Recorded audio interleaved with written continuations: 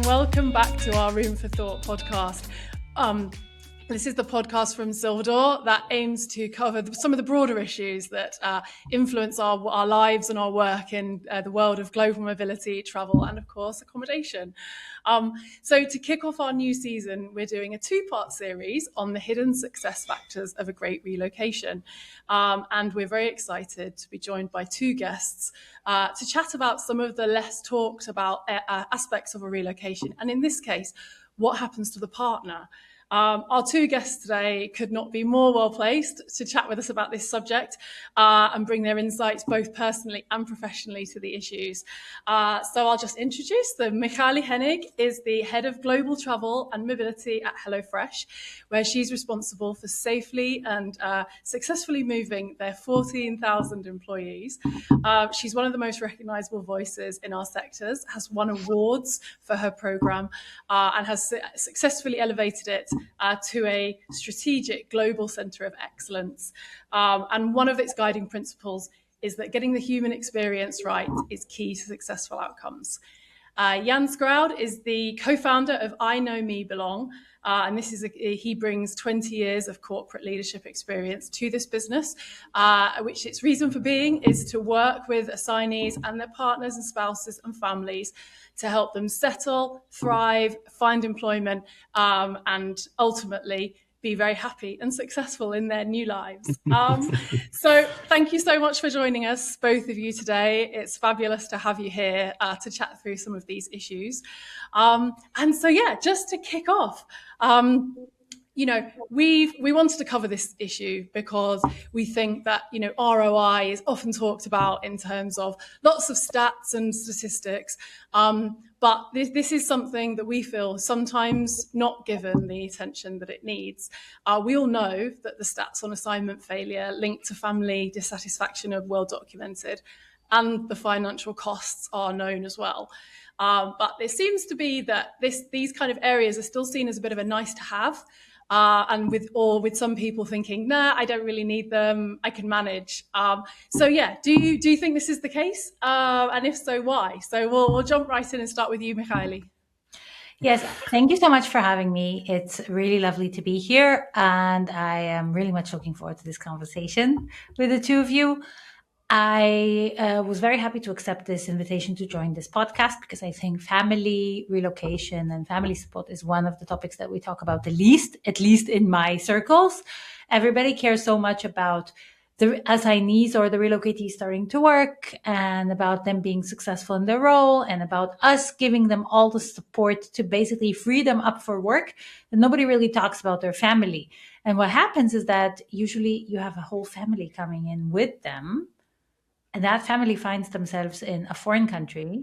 If we're talking about partner, and that is usually wife. So basically another interesting stat that I heard today is that most assignees are men. So in most cases, the spouse is the wife who needs to take care of kids, needs to help kids with their homework, needs to find a life for themselves, needs to find a career or a job and friends and something to fill up their life with. And they're kind of stuck with, left with, in many cases, figure it out, And what happens in many cases, and I've seen it happening in real life over and over again, is that the partners are so dissatisfied in the country of relocation that the assignment fails and the assignee has to return back to their home country. Or in case of new joiner relocation, that the whole family leaves and goes somewhere else. Even if the job was great and everybody loved that person and it seemed to have been a really good match. And I think that companies don't see that, right? We had one case in my previous company, I remember, that of person that relocated. Everything went super well. Everybody loved that guy. It was all really, really great. And then one day, 6 weeks into the employment, he was like, okay, we've decided to leave. Why? Because we found a kindergarten place, but it was not in the same neighborhood as our home. And the whole thing didn't work. My wife couldn't really take the kid and bring them back. And the whole thing doesn't work for us. So we decided to leave.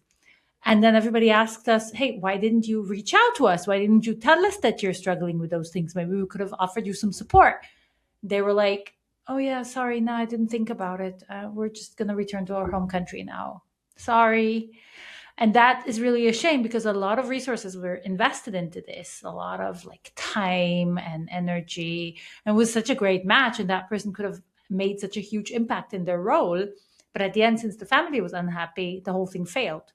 Um, so it's kind of a very big tension between the two things here. On the one hand, you have like how important it is for the family to find their place in the new country. But then on the other hand, especially in our world now where we have to save on costs and when we have to offer flexibility, the topic of partner support is often being neglected or skipped because there are other things that like the assignees think will have a higher value. And so, yeah, we're kind of like in the middle. I think, Michali, exactly what you said. It feels like today's world, people think, okay, I'll find everything online and I'm okay. But at the same time, what we see in our work is that people, as they relocate, it is a stressful situation, and when you move to a foreign country, it's about cultural adjustment, about living in, for example, social isolation. And we see that people struggle, for example, with mental health and well-being because they have lack of social engagements, or they struggle to find the right community with or without knowing how to find those people online or in a face-to-face environment. So not the supporting a whole family and plus ones.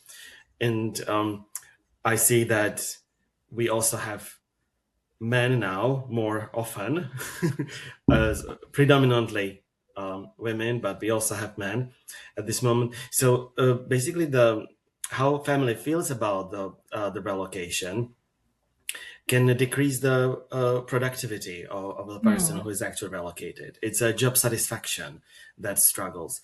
And as you said, people leave because then they realize, okay, maybe this was not the best move for us. But at the end, what it means for in the corporate environment is high attrition rates. And so I believe that the return on investment here is when people get the right support. And I would like to say, and INOMEE belong, it's more about personalized support, helping people with their individual needs, adapting to new culture, adapting to new settings, adapting to new way of life, is absolutely essential for them to succeed and see the relocation as a positive change in their lives. I think if I can add to this, this is a bit difficult. And I think this is the reason, because now many companies, so we see, like we know from Mercer data, for example, that most companies have a core flex relocation policy, which means there's some, like you get some budget. It can be money, it can be points, it can be stars, whatever. And you get to allocate it as you see fit. There are some parts that are essential to the program, like, for example, visa and compliance and taxes, which you cannot opt out of. So those are like kind of like the core budget, core benefits, and everything else. You have a budget and you can decide if you want to use it for shipping your stuff, for home search services, or for cultural training and spousal support. And I think with all of this, people, what they do is they kind of do a prioritization, or as in like, how do I optimize my budget in the best way? And in this case, that's what I see. They think all those like soft topics, I say with quotation marks, are things that they'll just pick up, right? Community, they'll find their spot eventually, you know? Job search for the spouse in case the spouse wants to work. Yeah, they just send a CV and it'll be okay. Getting the kid to school, it'll work out, you know? And they don't see the value because it's not as tangible as visa support. Visa support is tangible. You get visa support, they help you organize your stuff. At the end, you have your visa. Tangible. tax filing support, tangible. There is a tangible product that happens at the end of it. And with spousal support, with cultural training, it's more soft. It's more what's happening in the space, kind of. So people don't understand. It can help them with finding a job, which at the end will increase the life satisfaction of the spouse, or it can help them with understanding schooling, right? I think this is a System, very yeah. big topic, that the schooling systems in many countries are different from one another. So an expat coming to either an international schooling system or a local schooling system might experience completely different challenges than what they experienced in their home country. How do you deal with all of this if you don't understand, if you don't see it coming, you know? And so all of those things, I think the problem is that it's not tangible for people to understand, and therefore they don't understand what type of an impact such support can have on their life. Especially for those who relocate for the first time, I'd say. Those who've been through this process already, True. well, they know that finding school in Germany, in France, or in the UK are three different beasts, to fight. And so having a special expertise knowledge of the market and personalized guidance through that is absolutely essential. But I 100% agree with Michali that for those who relocate for the first time, they think, oh, how difficult it could be to find a job in the UK. And so sometimes acting from unknown in a good intention, it can actually backfire. And that's it's going back to the budget, as Michali said. We see it more and more than across the all corporates that we work with, that people are giving budget. But then my question would be: are they actually, can they do informed decisions and really select the services they actually need the most? So on this, just to add on this, I see a really big difference if people on top of this budget have the support from an in-house global mobility professional or not.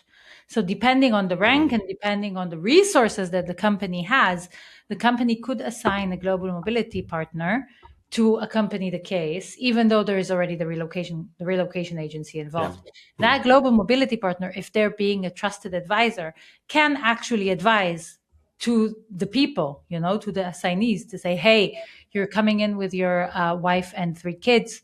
It might make sense for your wife to get spousal support so that she can, find her spot, find her way, find a job, be more satisfied during this time, understand the schooling system, understand how to live in that country.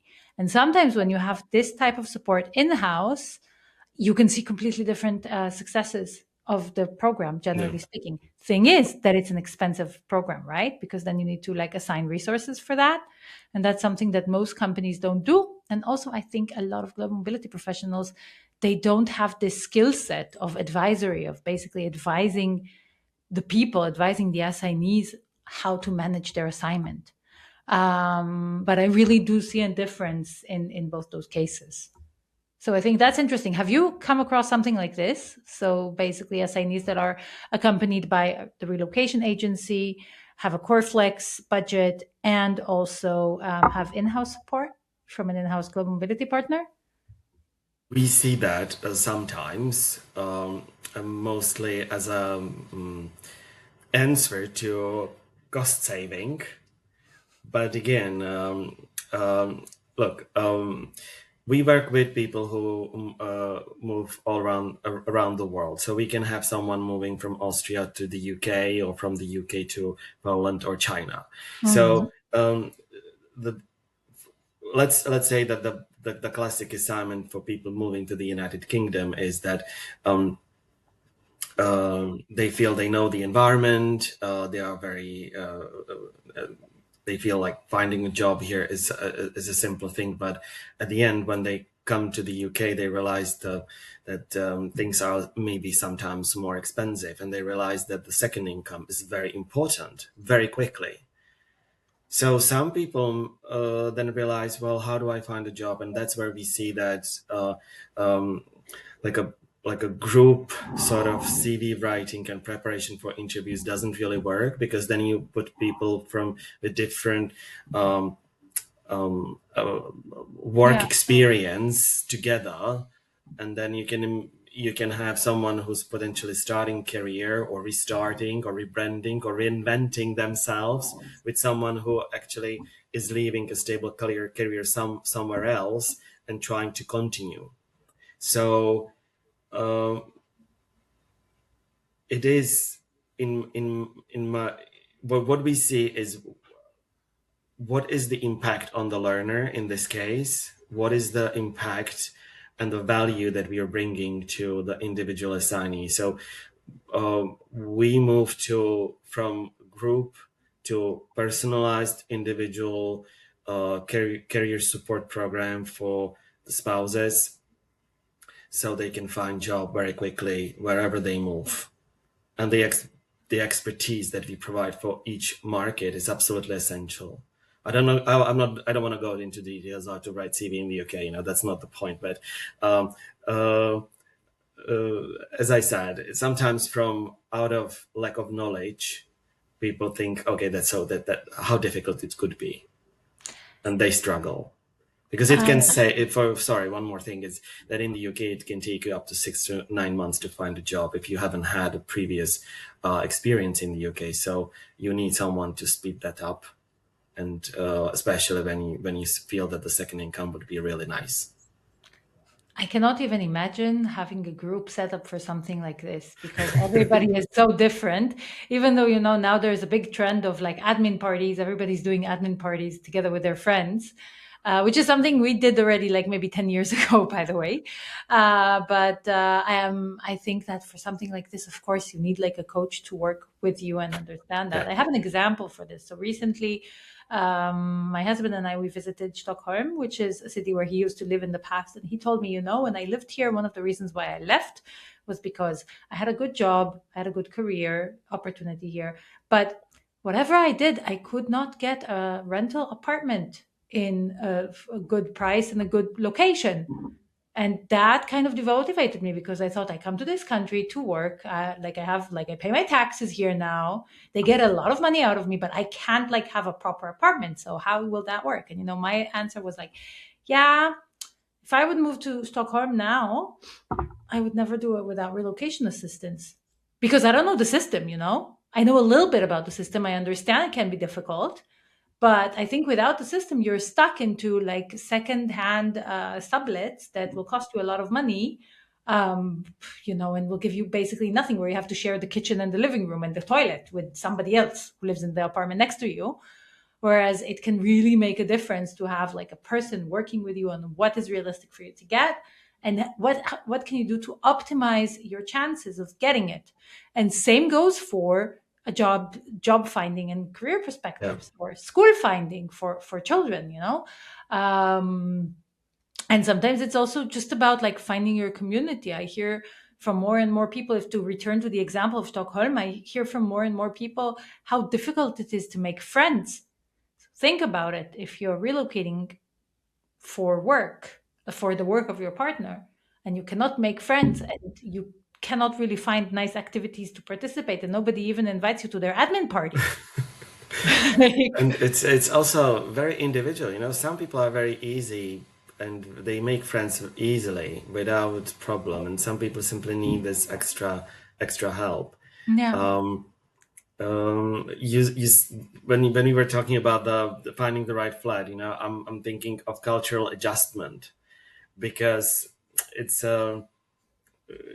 with the career support or with finding a school. It's how do you actually navigate that? How do you we see that much more, for example, in finding a job, how people come across in for example, business British environment. And sometimes they fail in interviews because they're not speaking the right language, the cultural language. And I remember 8 years ago, actually. So I've been living in the UK for 8 years now. Before that, I used to come here very often on a business trip, very, very often. And so when we moved to the UK, I thought, honestly, do I need a cultural training? Honestly. And I can tell you with 100%, yes, I needed it. But again, in a group setting, we had that in a group setting. So that would be very general. And then you have your own struggles. Yeah. And so a little bit personalized, I think, is definitely very impactful for people to appreciate and see the positives of relocating and see this as a chance to better themselves and grow their careers. Completely. And I think this touches to the point of independence and basically what happens later on, because we know one of the biggest problems is poverty in old age. And the thing is, if you're going on assignment and you're not like if you're going on assignment because your partner is going on assignment and you're actually not working, then you're also not contributing into your pension. You're not saving up into your pension in those years. And then you might have a problem, first of all, progressing in your career when you return to your home country. And second of all, having enough to live off from your pension when you retire. And I think this is something that our generation tends to not think about, because we think, yeah, pension is like long down the line, but it will come. And those years are essential. So if you can invest a little bit, actually, it's also not that expensive. It will not cost you the world. If you can invest a little bit and basically improve your chances of finding a job, which will have also long-term effects on your career development, on your job opportunities when you return to your home country, on your and of course on your pension. Why not? Why would you not do it? Isn't it one of the most important things?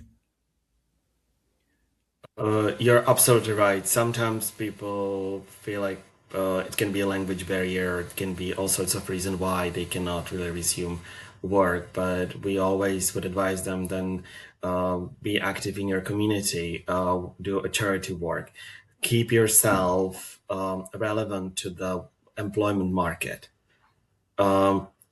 Because if the assignment, look, we see now a very short assignment to 6 to 9 months or 2 years. So if it's, for example, for 2 years and then you plan to return back to your home country, well, then you still bring some set of skills and knowledge you gain, no matter whether it was paid job or charity work. And I recognize the aspect of contributing to pension, as you said. It's another very strong reason for people to be active, if possible. But it is, if you're on your own without someone to guide you and advise you, it's very difficult to do. Where would you even start? You don't even know what a CV has to look like. And of course, nowadays you can ask ChatGPT, our best friend, but Chatty doesn't always give you the right answers. So it's a good friend, but not necessarily the best friend. Not necessarily the best career coach, or No, you're right. Sometimes it can be that like it will give you a really good answer and help you write a really good CV, but it can also be that it will mislead you. You will never know. That's the thing, right?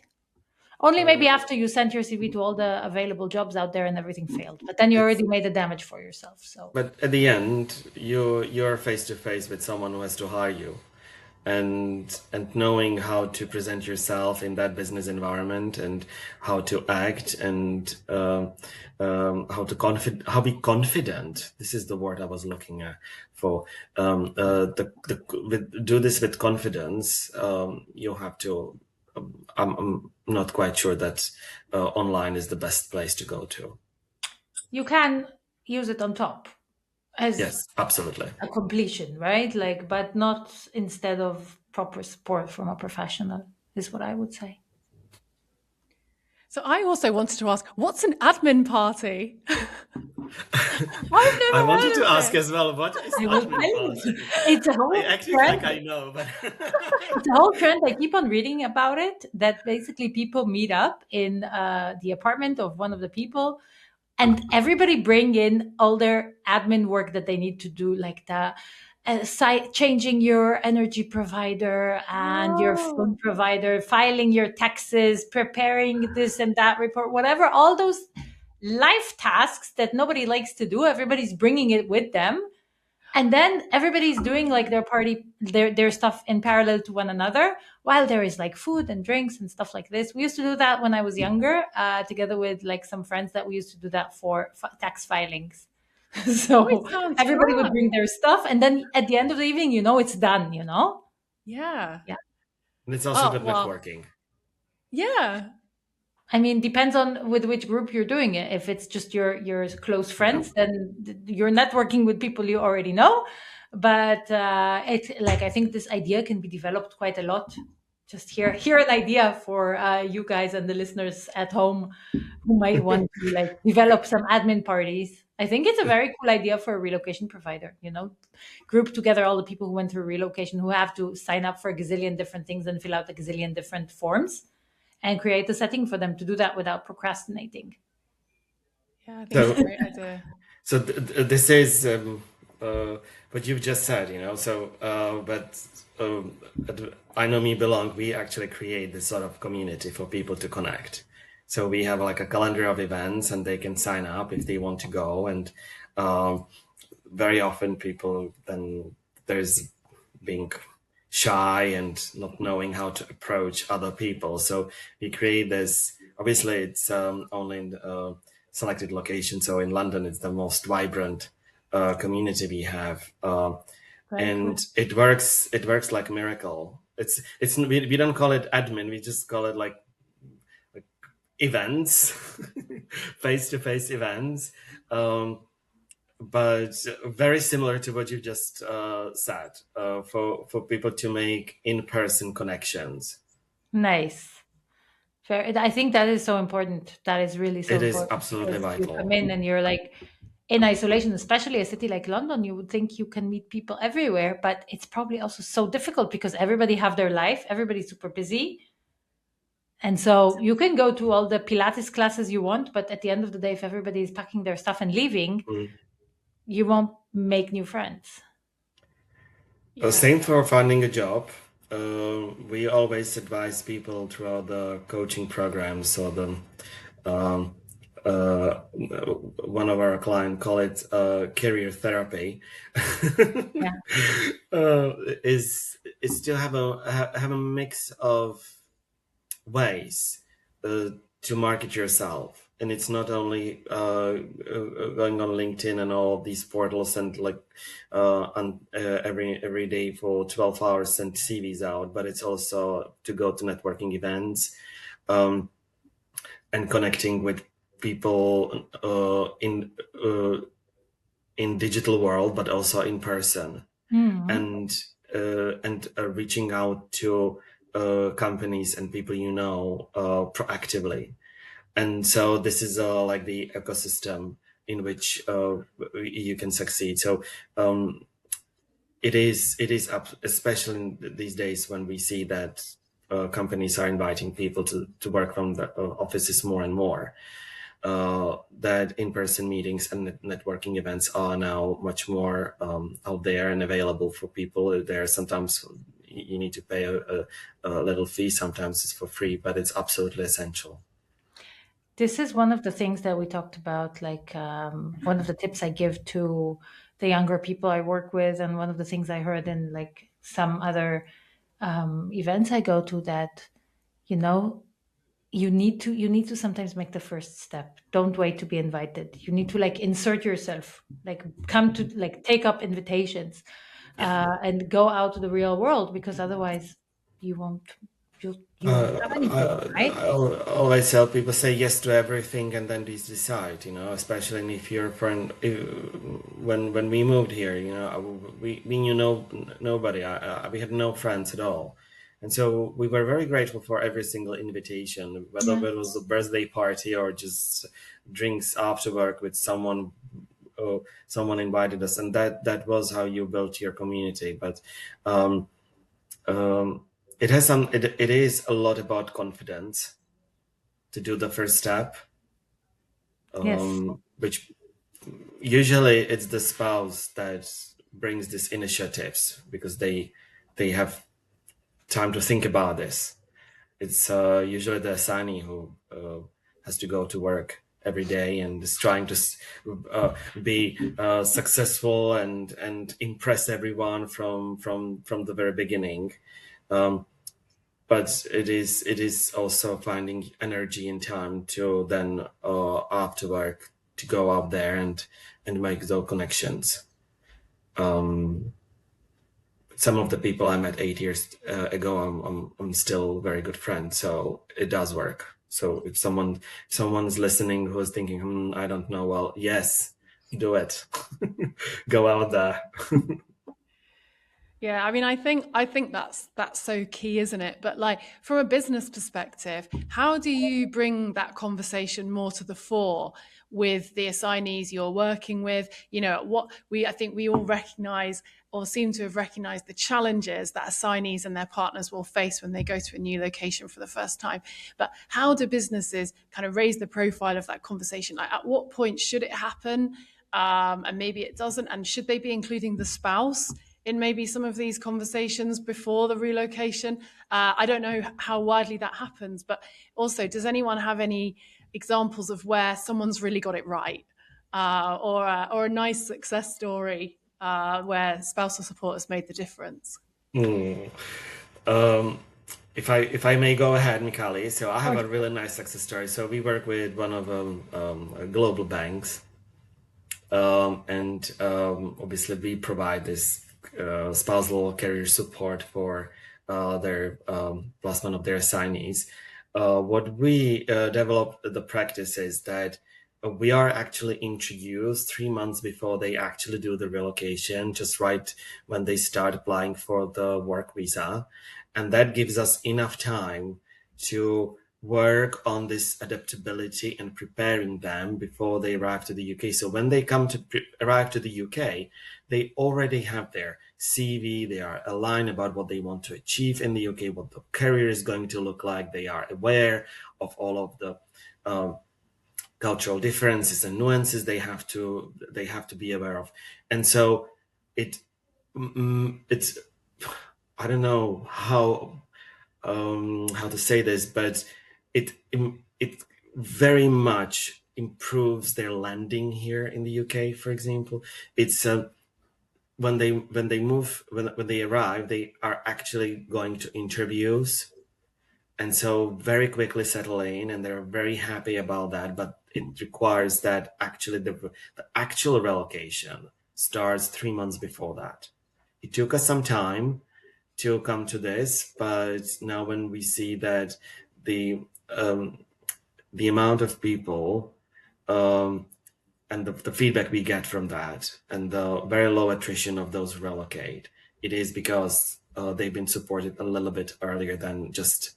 I think the worst case scenario is when people land, when they arrive, they find their house, they sit in their kitchen, and they same thing. And what now? I think that's not. But look, every company has its own policy. You know, this is the best. This is a little success story on a good process that we put in place, and it works very, very well.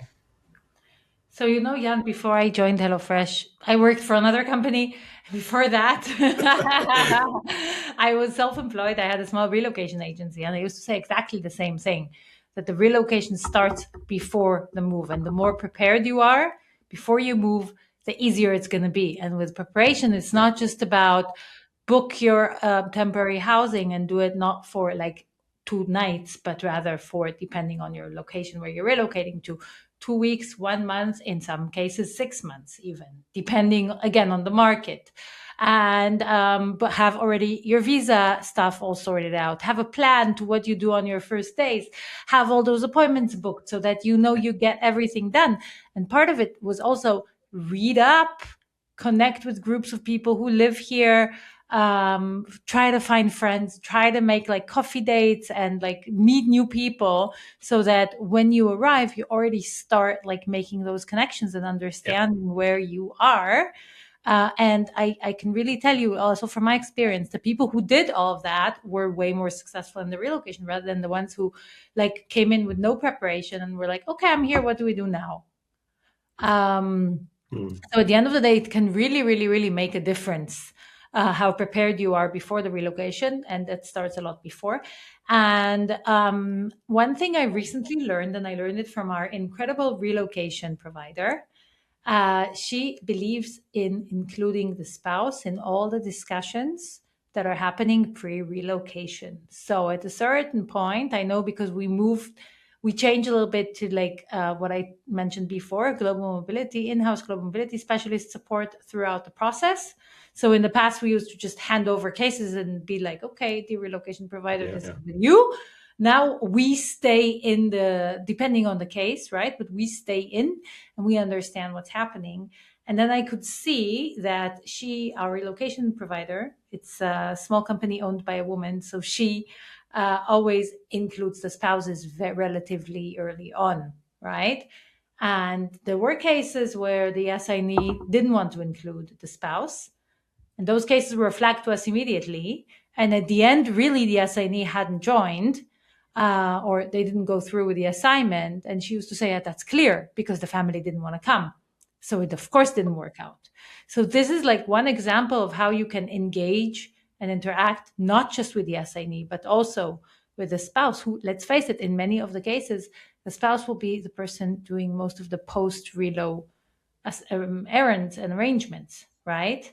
Like going to apartment viewings, getting all the contracts in place, because the assignee will be working. So the spouse will be the one working with the relocation provider. So it just makes sense to make that connection and to basically understand what the spouse needs in order to also be successful during the assignment. School search, the same thing. For sure. We always say that we know we are successful when people move and they actually have a list of schools that they want to visit. They already started before the actual move happened. Same thing for career development. I know we are successful when the assignee or the spouse that I actually have one interview booked before. I know it sounds like, okay, this is like a best case scenario, but it is really important because it accelerates the success of them starting the life in a foreign country, very well equipped from very, very beginning. I think that really depends on the case, because in some cases, people relocate also with kids and need to find their permanent home. And then, like, I know of some cases where the family made a conscious decision that the wife will only start working after all the kids are settled in school and they're settled in their apartment. So basically, that's also fine, right? You don't have to do everything in the beginning. No. Like, I don't want people to listen to this and say, oh my God, so I have to do everything at once. No. Everybody can do it differently, right? And I think also people usually have the opposite problem, that they underestimate how much energy all those things will take from them, right? Especially in your first relocation. But yeah, it can be either or. You don't have to have all the interviews ready before you relocate. But of course, if your goal is to like work and like be integrated in a job, then of course this is perfect if you already have it. You're absolutely right, especially when people move throughout the like a quiet period when kids finish school in one country and start school in another country. So there is this period of moving and then finding all of those founding stones of a new life. But we, for example, see lots of let's say we have a accounting firm as a client, and they let's say they relocate very young families without kids, Gen Z, even for a shorter period of time, relocation, 6 to 9 months, rotations. And in that case, they don't really have much time to adapt. They simply want to impress and at work or really get as much as possible from a year or 9 months of the relocation. So it's a mix of individuals or very young families for 1 or 2 year contract. So It's a very and this is what we are coming back to what we started actually. It is a personalized and individual uh, uh, service or support, because every family is different, every person is different, and personalized for us means the highest impact on people. I think Jan, what you said here was key. That you said they want to maximize, and I think like going on an assignment or accompanying your spouse in an assignment is an adventure, right? And we know that an assignment is one of the best career accelerators. We know that from the data. It's one of the best career accelerators for professionals. So if Yes. you're given this opportunity to go on assignment together with your partner, to accompany your partner, you can maximize what you take out of it. And what you could take out of it can be a gazillion different things. It can be career progression for yourself.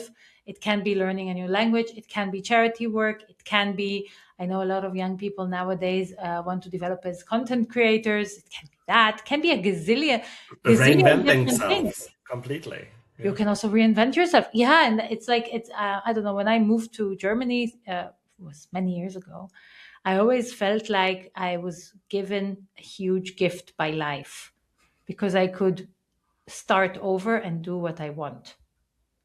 I could like buy new furniture for my apartment, which if you live in your home country, usually you don't do it because, especially as a young person, you kind of gather, you inherit the old furniture and the old, like, I don't know, cups and cutlery from whoever it is in your family.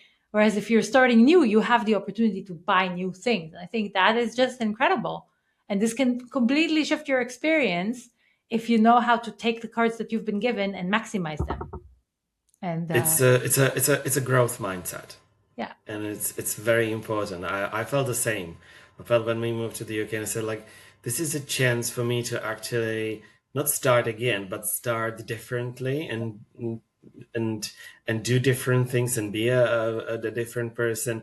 It's not that you're leaving one life there and then starting something completely new, but I love what you said, this growth mindset that it's transformative.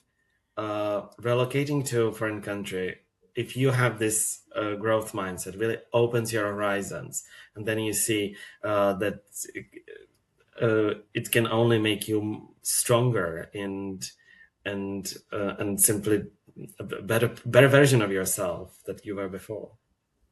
I love that. What an absolutely inspiring way to finish off our conversation today.